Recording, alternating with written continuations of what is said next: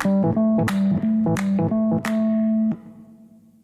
listeners, have you ever had patients give you an earful for using plastic pill bottles? Introducing Parcel Health's Fill Box.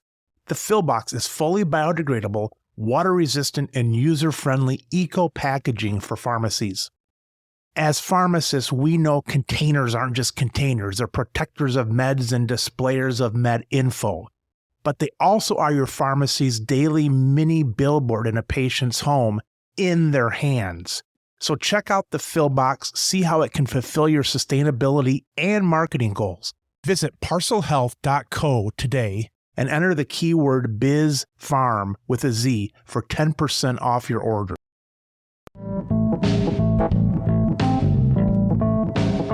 You're listening to the Business of Pharmacy podcast with me, your host, Mike Kelzer. Alex, for those who haven't come across you online, introduce yourself and tell our listeners what we're talking about today. I'm Alex Natskovich. I'm a CEO and founder of MEV. We're a technology services provider. We're building complex software systems for life sciences and pharmacy space. We've been around for nearly 20 years. And I think today what might be interesting for listeners, I'd love to share some of the experience that I had in really helping businesses win with technology and really finding right solutions, right technology solutions for business problems. Alex, a lot of our listeners are pharmacy owners like I am, and we can typically get stuff out of the box now. The pharmacy software, maybe some delivery, capture of signatures, obviously credit card processing, all that kind of stuff. But once in a while, things come along and there's just nothing out there for this. And so years ago, we would do medical equipment rental. And there was not a good program for this like 20 years ago. Yeah. And so I hired a company in my town, and they got going on something called, this might be before your time, but I think it was FileMaker Pro. Mm-hmm. Oh, yeah. Now probably you can get this stuff just from a Google document, but back then you couldn't. So I went out and looked for him, and he charged me X $1,000. And he said, the cool thing about this, Mike, is once we build it, then you'll be able to make adjustments. Mm-hmm. So I spent this money, and I'm not a computer scientist, but I'm not incompetent around a computer. The guy makes all this, and the big change I was able to make, the one that I felt comfortable with on this program, was I was able to turn the total button. I could change it from red to gray. So it wasn't going anywhere, and I just dropped the thing. Yeah. But it sounds to me, Alex, like your kind of stuff your company does is maybe getting to that level where it's like, all right, you maybe own a few pharmacies, or you own a business, you're a CEO or this or that, and maybe out of the box stuff can do some of this. Mm-hmm. But sometimes there's a link where it would be great to have the computers talking, but it's made it past where you can go. Yeah, no, definitely encountering this type of situations. I would probably split it into sort of two different categories, I think, that we typically deal with. You know, what I encounter quite often, it's, yes, like there is some kind of a business problem. Maybe it's, you know, it would be nice that this system talked to this system, or something would happen automatically. And so often, you know, we come in and kind of look at like, how can we solve your business problem with technology, right? And so that may entail really building something custom, making those two systems work, but it also may entail actually figuring out, oh, maybe there's a third system that has both of those use cases that you covered, so you would maybe migrate to another system, right? That's a very frequent scenario. And the other kind of interesting use case is very often the founders and business owners who, you know, they run the business and they see a particular behavior, right? And over customers, right, or clients, or their staff. And they thought, well, it'd be nice to have an app maybe, or some kind of a software that would do this. So maybe it is possible, maybe it is not possible. But this is what I love to really talk to them about. What are the business problems they have? Like, what are the opportunities they've seen? And is there a possibility to really help them kind of realize that business value by either building something or buying something off the shelf? Like, quite often, you know, engage in conversations. My job really, and what I see myself role is as really helping them find the right solution, not necessarily kind of one that we build, for example, right? Because it's really you as an engineering company building something that already exists, you're kind of reinventing the wheel. So why do it? Like, we want to do something that is really impactful and innovative, to be honest with you. Often if I'm seeing like a use case where, oh, you know what, like it actually could be solved by using this system and this system. And yes, maybe we like build that bridge for you, but you don't need to kind of rebuild the whole package, so to speak, the whole system. So that's not necessary. So this is really where, you know, I love to go deeper on understanding like what business ecosystem you operate in, like what is driving your business, like what impacts that particular problem or an opportunity, and what effect you wanted to have on your business and or on the market if you're building like a product that you want to launch, for example, for your clients. You and I were talking, there's already some cool programs out there. One is Zapier. I think the other one is If This, Then That or something. Yep. You're exactly right. Yeah. It's like another Zapier. But basically what these do, and I use them for a couple things. Basically what these do is they'll help somewhat popular products talk to other products where you wouldn't think, for example, maybe LinkedIn would do something with your email, or maybe Todoist does something with QuickBooks or something like that.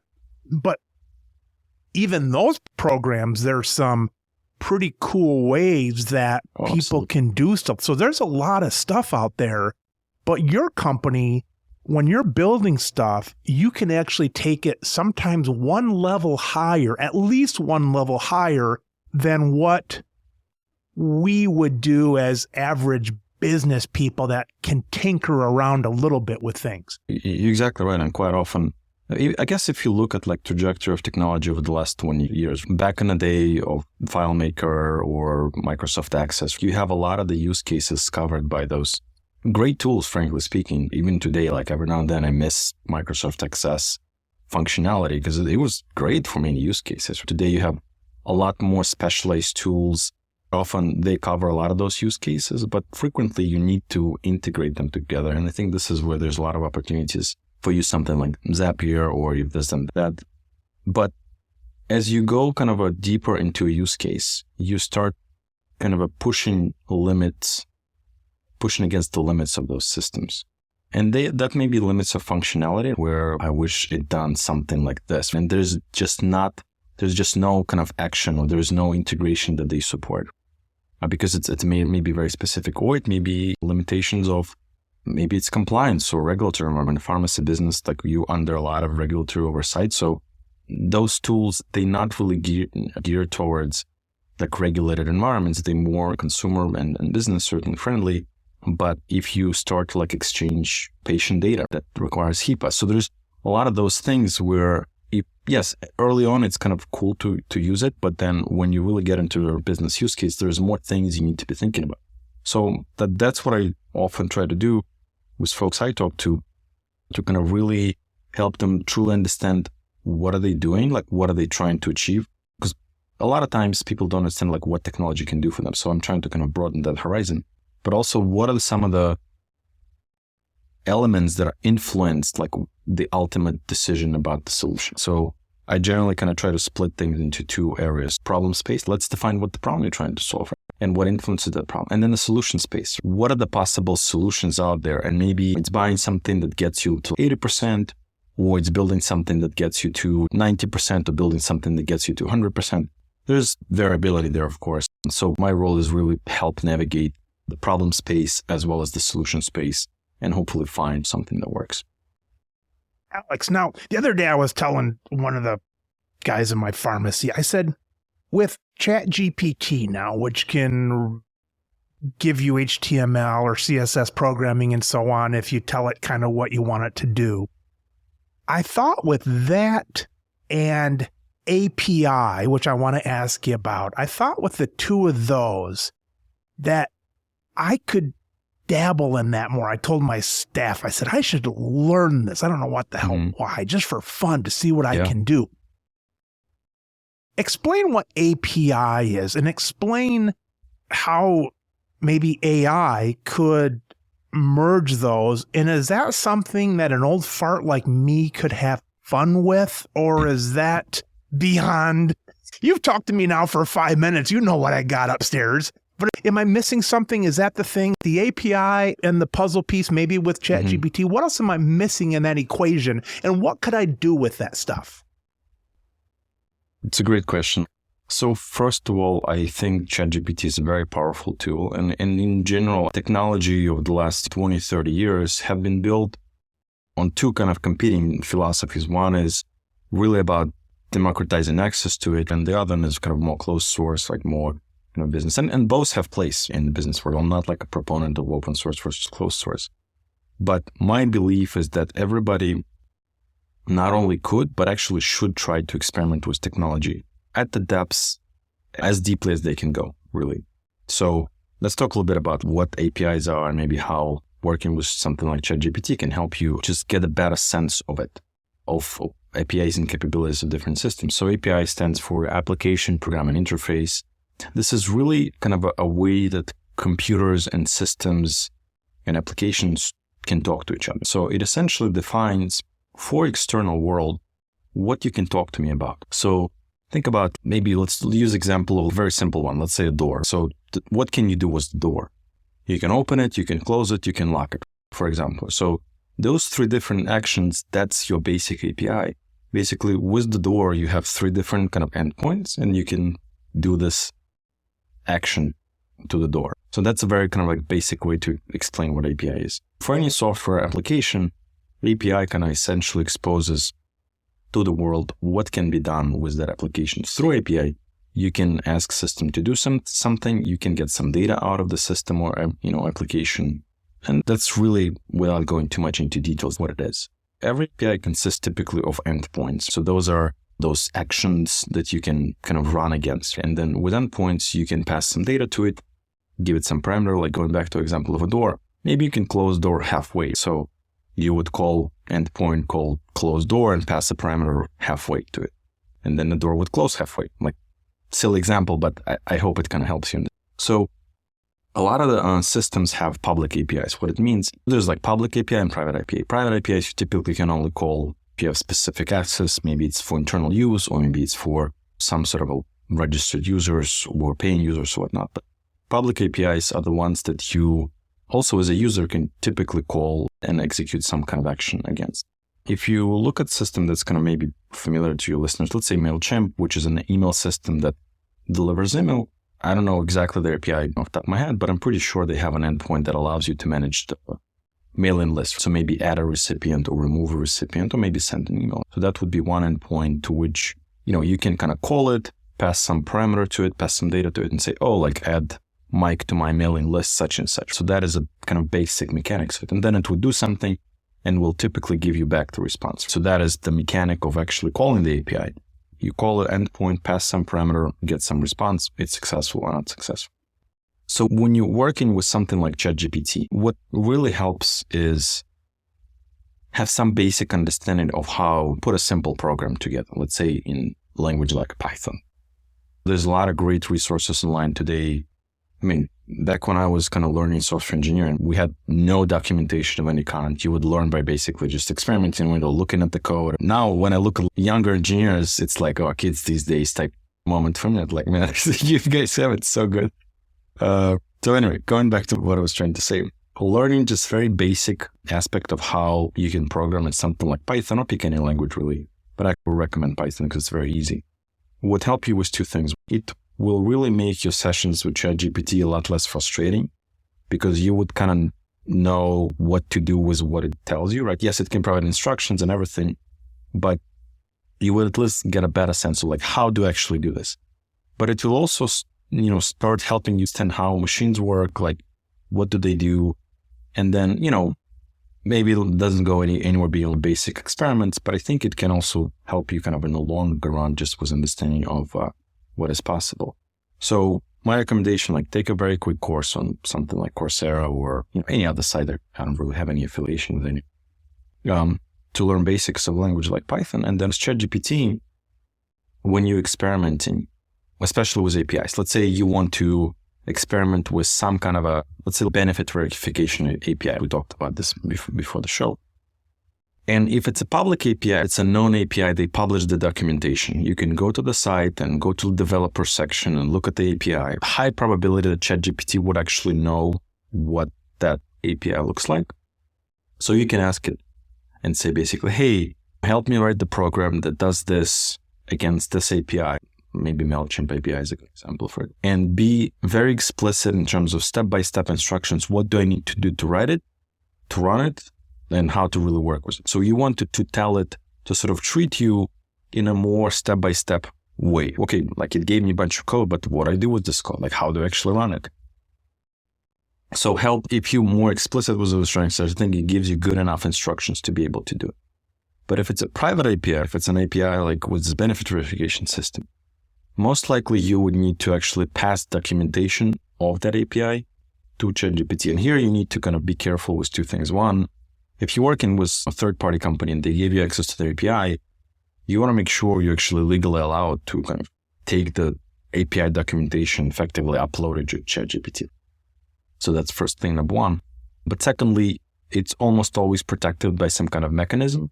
So ChatGPT wouldn't really know that, and you would need to tell it that. And in API documentation, if you read it, it'll tell you, like, here's how to log into it. So effectively, you take that, upload it to ChatGPT, and instruct something like, using this API documentation, help me write a program that does benefit verification for patients given insurance card information. So those are very broad kind of two approaches.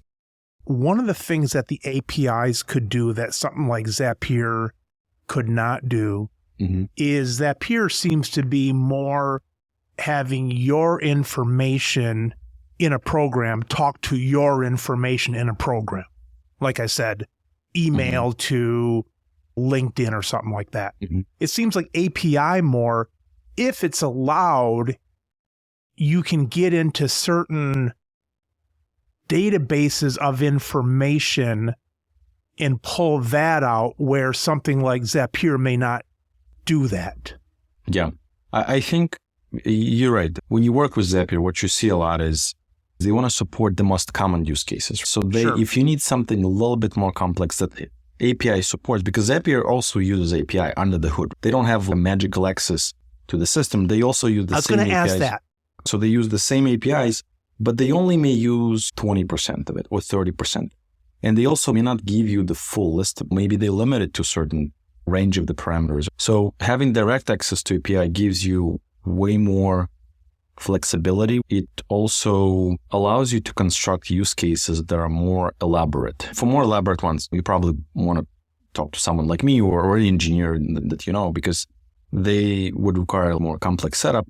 But they allow you to do a little bit more interesting thing, like maybe something called a callback, where basically you not really going to the door and opening it. The door opens automatically based on a particular event, and then it calls your system and does something. Or it may be more real-time system, where you have the data constantly flowing through to your system and something is happening based on that. Or maybe it's based on some other kind of a less typical use case where it's not this transactional. It's not like if this happens, then this. It's a lot more. If this starts happening like more than 5 times a day, then do this. That's another example where the logic could be a lot more elaborate with those APIs there. So you have an idea for a handheld program for your business or something that is happening that you think computers, technology can help. And you have these APIs and you maybe have them talk to each other through a little bit of programming. What is the landing point for all this? So for example, for a business like that our listeners have, it might be Wix or Weebly or Squarespace or something like that. What is a landing spot though for having an API program? Is there similar things like I've just talked about, like those website programs? Is there similar things to build APIs connecting on? There are more tools coming on like these that allow you to kind of integrate different APIs. Ones that kind of come to mind and one that we used for a lot more kind of complex type of interaction, something like Webflow, for example, is a pretty good tool. We use it ourselves pretty extensively. Now we're talking more about kind of low code or no code solutions, what they call it. So this is really a relatively new thing, but the talk of it has been around for the longest time. I remember back in like 90s, there was this concept called visual programming, and it was predicted that software engineers going to be obsolete by year 2000 because you would be able to just kind of move blocks together. Obviously, it didn't work out this way, but no code and low code tools actually have a lot more promise than earlier day visual programming tools. They allow you to really kind of interact with systems and build systems in a more intuitive way. And the barrier for entry there is a lot lower. If you, for example, it might take you like a month to learn Python to do some basic thing, with a low code tool or no code tool, maybe it takes a couple of days for you to get to something more productive. I certainly recommend kind of experimenting with them. There's a lot of them, like Webflow is actually one of them. Another one that's interesting called Bubble. They have a pretty robust tool as well.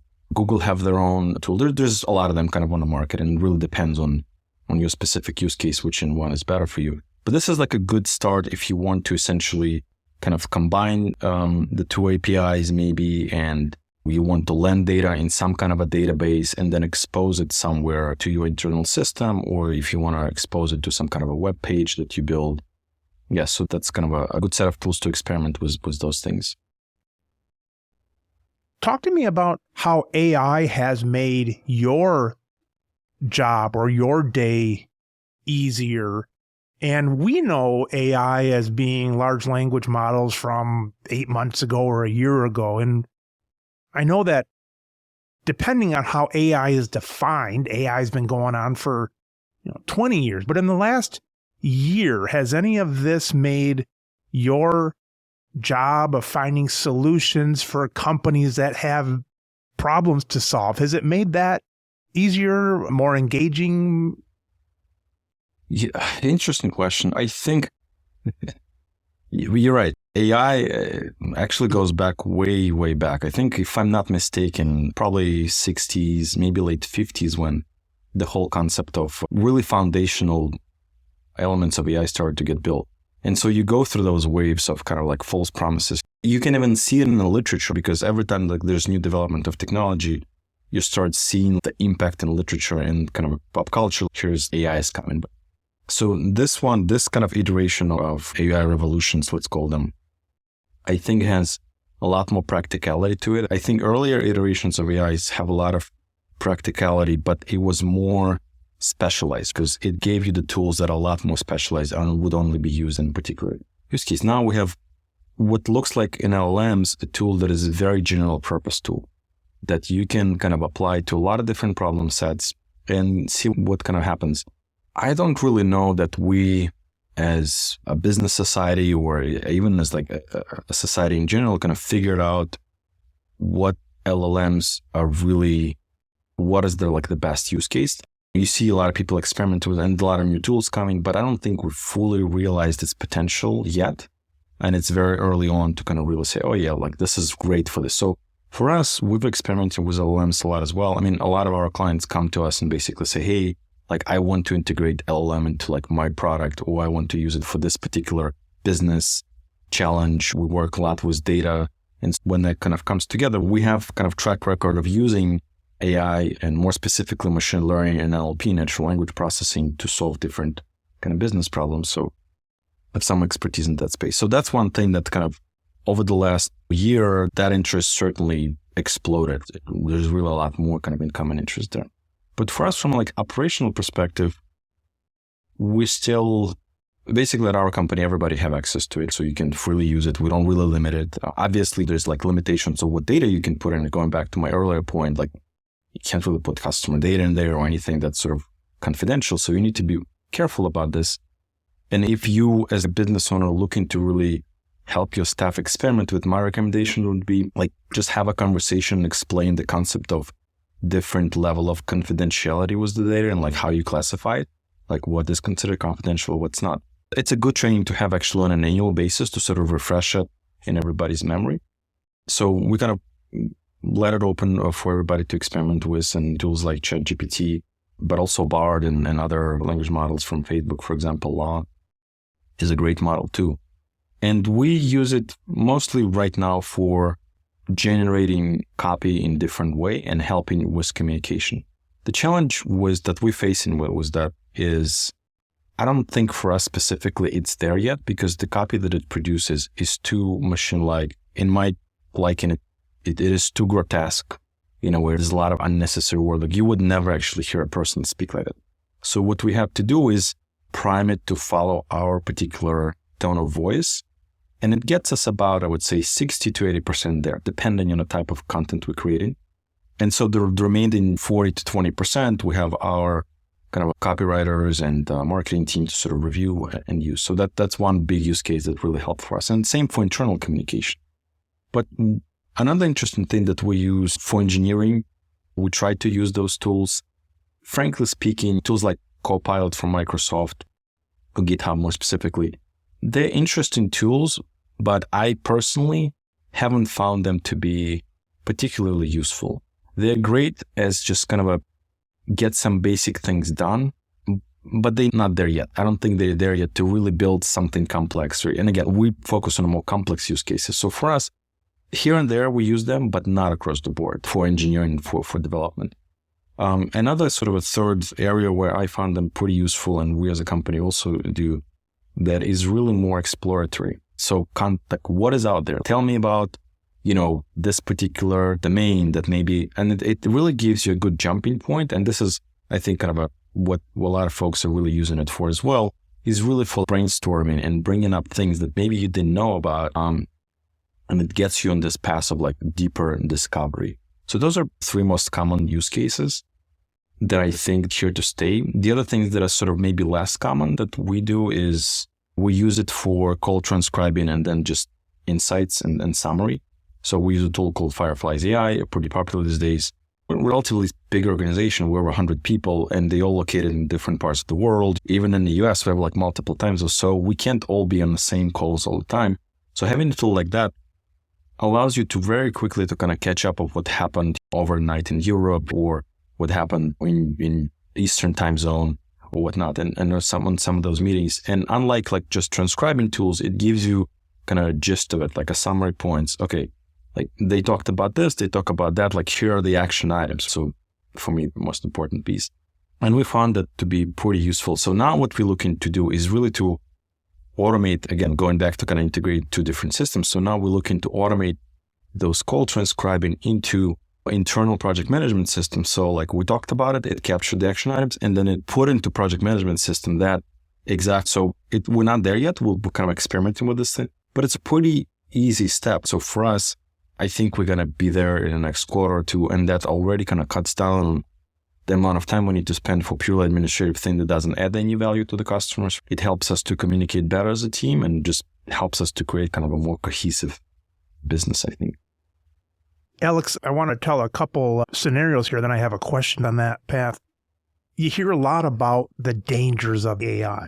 Two come to mind. One would be all of a sudden you have an 11-year-old in your basement and they're making up our president or a president across the pond saying something and we're 10 minutes away from bombing this or that. It's like in the old days, you could say, is this on the news at 6:30 with NBC's logo and stuff? But nobody watches news that way now anyways. It's just all floating around. So that's one thing I know that people could be concerned about.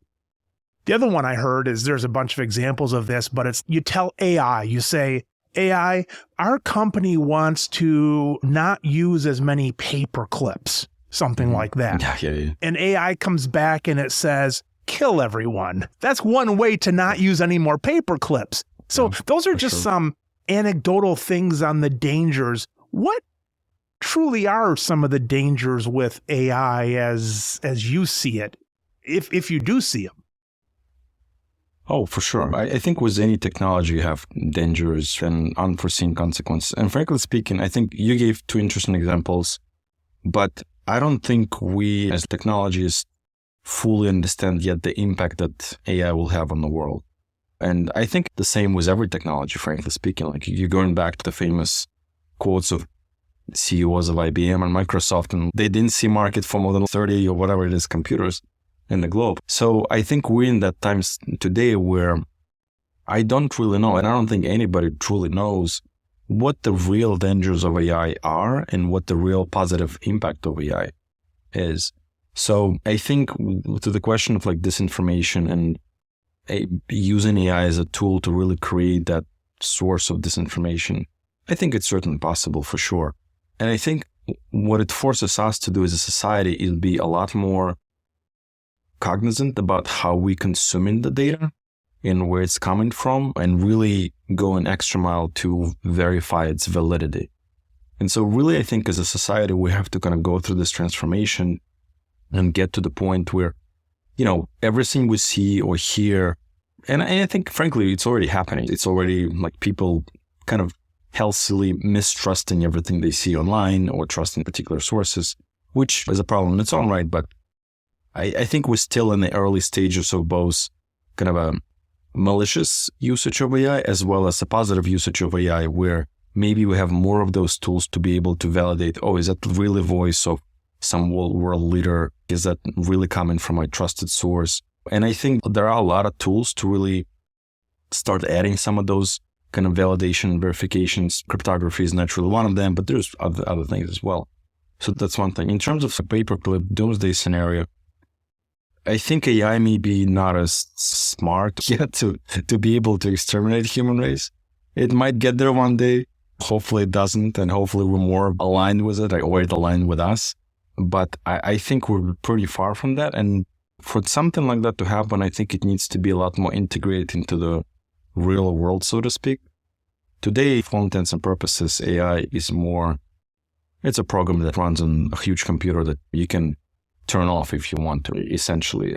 So that's a valid concern. I think we're not too far away from a scenario where, not exactly with paper clips, but with some other means of delivering some kind of a damage to society, it could be possible. And as technologists, as business leaders, I think we need to be cognizant and kind of keep an eye on it.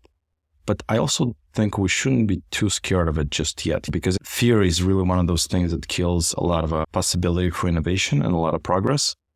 And going kind of too quickly to the realm of like regulation or stopping any development, I think we're not there yet. So, do you think that the stopping of this, was that face value? Were they trying to be cautious of this, or were there deeper levels of why some companies wanted it stop? I mean, in a nefarious way, that some companies wanted to catch up to the other ones and things like that. Do you think it was a true, and I don't even know if you'd ever stop something, but was it a true attempt to look at it? Can we take that at face value? It's my personal opinion, but I don't think we can, frankly speaking, because I've been in the AI space for pretty long before the LLMs and everything, and I know a lot of it, but not everything. And then you look at somebody who's really, can't really tell the difference between different models, for example, or different approaches, and you're asking them to create a regulatory framework to really enable innovation and reduce the risks. Like, it just doesn't make sense to me. So I don't think it's really like a very good attempt. It's too early, in my opinion, to really regulate anything related to AI. And I'm sure there's a lot of different factors that need to be considered. And I think it's a good time to start the dialogue, but I don't think it's a good time to really kind of go on action and start kind of limiting anything. In terms of whether that was, I think you alluded to like regulatory capture. So maybe, I don't really know for sure, but it sure seems like this, because why else would you be really having leaders of some organizations basically coming in and saying, yes, please regulate us at this junction, because they're so far ahead of everybody else and you kind of limit your competition there. But for better or for worse, I think the cat is out of the bag at this junction. I don't think it's really physically possible to stop it, because we have other countries that are already experimenting with this. We have open source models out there, and really, I think it'll be just wasted effort if we, as a country or as a society, come after the AI and really, because other countries are gonna ignore that. They're gonna blow past us. Yeah, exactly. And yeah, so I think we should embrace it. I think that's, again, for better or for worse, I don't really know. In the end of the day, AI is gonna be net positive or net negative for society. I don't think anybody knows. But, we as humans, kind of bet a lot on technology to this day, and it's so far it produced pretty good results, I must say. Sure, exactly. Alex, did I get that right, that there's so many different kinds of AI that for them to stop it and try to understand it and regulate it all, it's like you'd basically have to pull the plug on it because nobody would be able to have a real good answer for all of it because there's just so many different areas to know. You'd have to basically stomp down the whole thing and really never open it up again, because as soon as you open it up again, you're going to have all those different ways of doing it. And how would you control that? Yeah, I think you're right. I was thinking about that too. I don't think there's really kind of a realistic way, even if you have regulations, regulation without enforcement is really useless, right? So enforcing that at this junction, I don't really know if I don't know anything short of going on the way to some sort of a dystopian super big brother like state, I don't think that's a possibility. I was thinking about AI now, and it seems there's a lot of people worried about, okay, my head, my face is going to be on the body of this person, whether they're robbing a bank or they're unclothed or they're whatever. All right, so everybody's worried about this. But in my opinion, you get past that, and within another few months here, people can say, what are the odds of that being Mike? So now you might look at something and say, oh, look at what so-and-so's doing. I see their face and they're torturing this cat or something like that. A year from now, almost everything you see, you're going to take with a grain of salt. You're going to say, no, that's probably not Mike torturing a cat. It's probably something else until you can prove to me it is Mike. And now maybe that's going to be a total untrusting of society and so on. But I don't think people are just going to be sucked into believing everything they see forever is true. I think it's actually the opposite. People are going to be having a real skeptical eye on things, which might help people like me. If I was actually a cat torturer, I'm not saying I am, but if I was, I'd probably get a free ride because you say Mike's not torturing cats, when in fact I might be. Yeah, that's an interesting point. Who knows?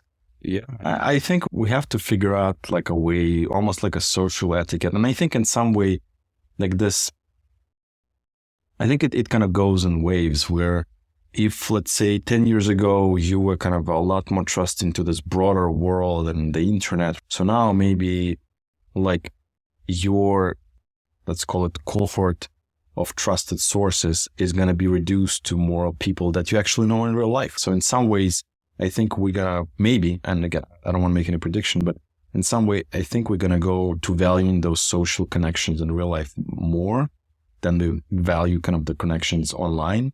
And pendulum kind of swings back towards that until we probably figure out kind of like a way to really have a trusted information coming in, and then maybe it starts going the other way as well. So who knows? But I think it's an evolution we have to go through. It's not dissimilar to something like social networks that came online in the mid-2000s. And so I think we all kind of went through this phase where, like, how do we really use this? What is it? What role it plays in our life? And what is like an acceptable way of using it, or what is not acceptable way of using it? And it'll differ between different social groups, I think. But in my opinion, we have to go through that process of really experimentally kind of figuring it out. I was just thinking about this. Let's say there are some religious stories, whether it's the resurrection of Jesus or whether it's Mormon, Joseph Smith, I think, getting this revelation, or whether it's Muhammad or whatever. And you think to yourself, those are just stories from humans. Why didn't this stuff happen in the year 2000 when you have pictures and videos and you can capture and all that kind of stuff? But now it's funny because we're almost going full circle where you say, I don't believe in videos. I don't believe in these accounts. I have to talk to somebody about this. Yeah, no, you're right. You're right. I think I feel like we're going towards that, frankly speaking. Alex, you mentioned something about, I think you said cryptography or something. Yeah. Are there ideas of ways to, almost like a blockchain, like to prove where the information's coming from and the videos and things like that? Oh yeah, I think there's a lot of ideas in that realm right now. I think what we have to be careful there is really avoiding creating something like Ministry of Truth, where there's a record of, okay, this is truth, and then, well. We've already seen that fall apart with Twitter and Facebook and all that kind of thing. Whose truth is it? Yeah, exactly. So I think the model that I probably see a bit more democratic is where I can verify what I actually said or did. So I can verify with my cryptographic signature that, yeah, this is a true video of me, and everything else that lacks that cryptographic signature, basically that's not me. You almost go on to something, if you saw something of you or you produced it, you'd go on and almost put your fingerprint on it, sort of, to say, I acknowledge this. Yeah, exactly. I think that's probably more, that doesn't really require any sort of centralized authority of any kind, political, social, or technological, like a blockchain. Yes, it's a kind of a publicly accessible record, but then it's still the record that sort of exists. It's not like I do not control it necessarily. But I think to get to like the model that I suggested, I think we need to kind of go through a few iterations where cryptography is also a lot more democratic and easily acceptable. And I think we're gradually getting there. And I think, frankly speaking, like crypto is helping us to get there a little bit faster for all the bad stuff that's going on there. And I think there's very good pieces of technology that can come out of it and good tools as well. So yeah, I mean, there's a pathway to it, but I think it all comes back to what is going to be socially acceptable. I think technologically there's a lot of ways to do this, but what we as humans gonna kind of accept as, okay, like this is convenient enough, this is reliable enough, and we all agree that, yeah, that's a way to kind of validate the truth. There's this biologist guy I was listening to on Rogan today, and I thought this guy had a little bit of quackery to him. I wasn't sure. Where am I going to go, though? I went onto Reddit, where you've got, 300 people talking about this, and it's almost like those comments of this guy being a quack kind of raise up to the top, and then they showed a picture of a mugshot from him 7 years ago, and I guess you could almost say the Amazon rating scale is like that, although you don't know if those are real or not. Yeah. But it's almost like crowdsourcing of reality or crowdsourcing of truthfulness until you hear what everybody else is saying about it. Only then, I don't want to just say that it's real, but when you see people talking about it and opining on it, you get maybe a better feeling, and maybe it's going to be kind of a crowdsourcing truth in a way. I know Wikipedia is sort of there, but I know that's got some biases and things too, but it's probably closer than just reading one article online that you don't know where the hell it came from. Yeah, it's an interesting problem because with crowdsourcing too, you have, if the crowd is small enough, you're still going to have different narratives that are going to drive that end result. How do you get to large enough crowds? I don't know what you guys specifically refer to on Rogan's podcast. Maybe he just have a lot of people who hate, and so they showed up for that Reddit. So you never really know. And it's very challenging, I think, for us as humans to kind of really get to the quote unquote truth. And truth itself is fairly kind of objective thing. So who knows what it is? But, I think over time, maybe we get to the point where kind of getting more and more people involved in this process of kind of contributing to things like on X/Twitter, you have this concept of community notes, for example, that I don't know if you've seen them or used them. I think it's something like that. It really helps community and have enough of the kind of people to contribute to something that is maybe objectionable or maybe kind of misrepresenting something. So you start kind of at least seeing, oh, maybe I shouldn't just automatically trust what this person is saying, and there's kind of more to it. So it's not necessarily replaces the truth, but hopefully it gives you enough of kind of desire to go and do your own research. Is there a separate section that talks about posts or news or something? They have a fairly interesting algorithm. I don't remember exactly how they do it. I was listening, I think, interview with Elon Musk the other day, and he explained it. But yeah, so on some of the tweets, or I don't know what they call them now, was this rename, you can kind of see, especially the ones that have maybe a lot of exposure, but also something that is questionable, I think people can contribute to it, and it automatically shows what they call community notes and basically provides more context. Because a lot of times in this medium, you see things that are taken out of the context, and it kind of creates this impression that like you said something horrible, but in reality it was like, and I think the way they do it on the back end is they basically try to collect people who typically have opposing views, but have the same view on that particular tweet. So it is a pretty robust approach to it. And the ones that I saw, they were pretty good, in my opinion. So it's almost like a side wiki sort of thing. Yeah, kind of like that. But it shows kind of in place, like, so you see it right there. You don't have to go like extra step to research it.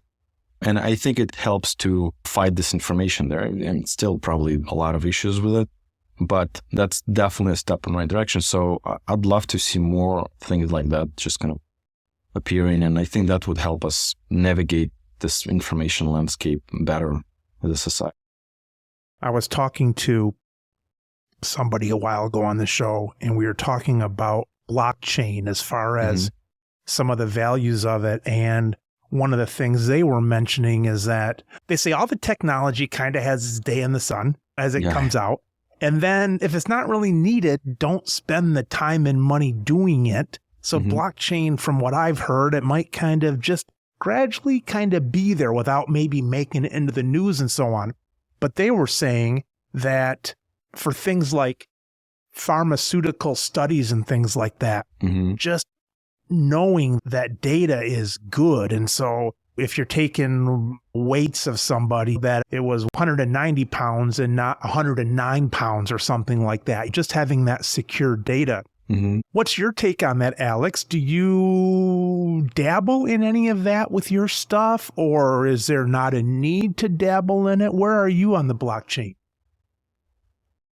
I think it's an interesting piece of technology. I kind of came across it, I want to say about 9 years ago. I've been dabbling in it for a pretty long time. And I'm of the opinion that it certainly fueled a huge hype cycle that I think, frankly speaking, hurt its practicality. In my opinion, it just sort of a shifted focus to kind of a gold rush, quick money making without any foundation. And the NFTs of cartoon characters and all that kind of stuff. Yeah. Oh, yeah. I mean, the NFTs are probably less toxic in a way, or were less toxic of an event. I think, frankly speaking, NFTs going to come back and be here to stay. I think with NFT, it is interesting concept. Its adoption is really what remains a big question mark, but I see more and more activity in that space. That might have to be for things like concert tickets and those kind of things that maybe have some more substance than just Bored Apes. Yeah, exactly. Or other types of collectibles like baseball cards, for example, or things of that nature. I think the whole, what you now seen, or I guess already saw, was things like FTX and just the fraud that was happening in the space that really detracted from valuable applications. But that said, I think blockchain is here to stay. We as a company have some clients that operate in that space, and we do some work that's a lot more kind of on a practical side, in my opinion. I do see its application gradually being added to more areas where it has positive impact. I think maybe a few years ago, you would have folks who would come in and they basically just want to use blockchain for the sake of blockchain. But I think it gradually was one of the things that sort of came on pretty quickly. There was a huge hype cycle. We didn't fully, meaning the technologists didn't really have a very good grasp on positive impact it could have on real life businesses. A lot of new types of businesses were invented, and a lot of them proven to be not really businesses, but just kind of useless use cases. But now I think from the ashes of that, we start seeing new things that emerge that I think have potential. And I think things like blockchain and AI and metaverse and AR, VR, I think they gradually sort of coalesce towards a different way of engaging with computers, if you will, and really kind of different reality almost that is powered by all of those things that hopefully will enhance our human experience. But that's kind of my opinion on blockchain. I think there's still quite a bit there. And I think over the next years, we're going to start seeing it being integrated more into our lives. Maybe not in a very apparent way, but in a more sort of obscure way. You wouldn't even know that you're using it. You don't know it. Slow creep coming in. Yeah, and you had the whole idea of the blockchain was kind of decentralization, but then like you said with FTX, it's like you need something rather than a guy and a girlfriend in his garage kind of thing. Yeah, and frankly speaking, even today, I think crypto it's a pretty difficult thing to do securely. Like you have, even for me, and I'm an engineer, like I know how all this stuff works, but every now and then it gets a little bit too confusing. Like, how do you do? There's all different networks and there's all different tokens and like this and that. And then it's not human friendly. I think the huge hurdle that crypto hasn't overcome is really making it human friendly and easier to use than other systems in our lives. And they tried to with Coinbase and stuff like that, but then there's always talk about how secure and this and that. Yeah. But I think you're right. And maybe it'll never get there. And I think that's why the LLMs have done well, because of having ChatGPT in your hand or DALL-E or something like that. It's that user interface that's there. Alex, we talked about a lot, all the different technologies, the pros and cons of those, and there's more that are out there, the voice technologies and drone delivery and all this kind of stuff. Someone like you who's at the forefront of business needs, what kind of things are out there that look cool for you 5 or 10 years down the road that maybe your customers haven't asked you for it yet, but you can kind of see little hints or glimmers of what might be cool 5 or 10 years out? Yeah, it's a great question. And I mean, I wish I have a crystal ball and it worked. but I'm really, so to me, technology is it's really great when you almost don't notice it. And I think this is where I feel a lot of things like AI, I think is really getting there, where you have some kind of an assistant, if you will, and there's obviously products that already try to do it, but they're not quite there yet. But some kind of a semi-intelligent entity, hopefully more intelligent, that can really help you to navigate the world better and in a more seamless way. I wish we can kind of pull our eyes away from the phones and start looking at the world around us and seeing all its beauty. And we have kind of still access to the internet and all the information there, but through a different type of interface. So that's kind of my personal hope. That's one thing. The other thing I really hope technology will do in the near future is, start bringing people closer together. And the people that are very far remote, like you and I, kind of looking through Zoom on each other. We have the video conferencing, and it's really exploding popularity, obviously. But I think the next frontier is really things like the Vision Pro, for example, from Apple, right? I'm really curious about that, how it works. All the reviews that I listened and read, they seem to be pretty positive. So I'm really curious how that kind of transforms the world of business interaction. We can not just kind of see each other, but almost feel presence of each other, because I think that dynamic changes when you're in a room with somebody. Absolutely. It's a different type of conversation. So I'm really excited about trying things like Vision Pro, or Meta's working on theirs as well, and seeing how that could be adapted in business settings and really bringing people together. Again, the technology, not for the sake of technology, but really to the end of helping us communicate better, helping us do more together, and really bridging physical barrier, if you will, needing to travel somewhere. And I still think that's an important thing to do, but that's an exciting area that I'll be definitely monitoring and hoping for positive progress there. I don't really know where it's going to take us. Maybe we as society just reject it as like a silly idea of wearing a computer in your head, like we did with Google Glass. You had the Apple Newton that was out, 10 or 15 years before the iPod. And like you say, Google Glasses are kind of coming and going, and they'll resurface again and so on.